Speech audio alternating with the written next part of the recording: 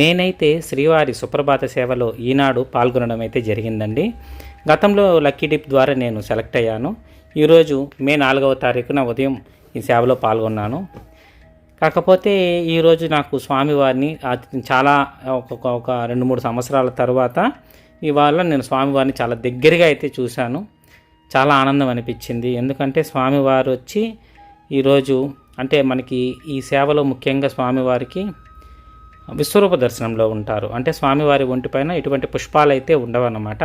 స్వామివారి వస్త్రము నగలు అంటే ఆభరణాలతో మాత్రమే ఉంటాడు. కాబట్టి ఈ దర్శనాన్ని విశ్వరూప దర్శనం అంటారు. స్వామివారు చాలా గంభీరంగా చాలా పెద్దగా కనబడతారు.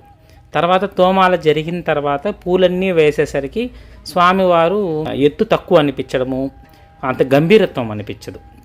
ఎందుకంటే ఈ పూలన్నీ ఆయన కప్పేస్తాయన్నమాట. కాబట్టి అది వెళ్ళినప్పుడు అలంకారం మొత్తం చాలా స్పష్టంగా కనబడింది. దగ్గర కులశేఖర పడి మొదటి గడప వరకు వెళ్ళడం ద్వారా అది కనబడ్డము. స్వామివారికి ఆరెంజ్ కలర్ పంచ, దానికి గ్రీన్ కలర్ అంచు కట్టారనమాట. శంకు చక్రాలు మాత్రం వజ్రాలు వేశారు. మిగతా అన్ని సాధారణమైన నగలు ఉన్నాయి, కిరీటం అంతా.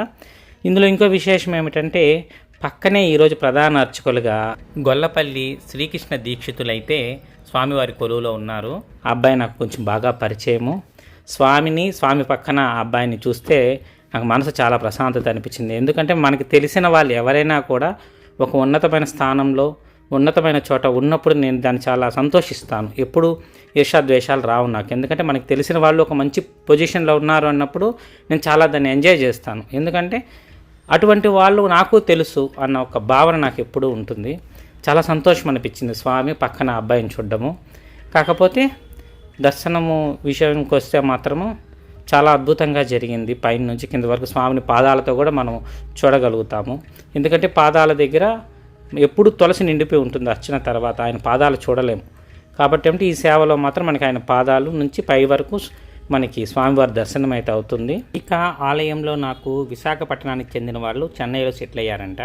ఆ డివోటీస్ అయితే నాకు పరిచయం అయ్యారు. చాలాసేపు మేము స్వామివారి లీలల గురించి, స్వామివారి కథల గురించి చాలాసేపు మాట్లాడుకున్నాము. అది కూడా ఏంటంటే దర్శనం తర్వాత స్వామివారి గురించి అలా మాట్లాడుకోవడం కూడా మనసు చాలా ప్రశాంతత అనిపిస్తుంది. ఇక మళ్ళీ స్వామివారి దర్శనం ఇంత దగ్గర దర్శనం మళ్ళీ ఎప్పుడు అవుతుందో చూడాలి.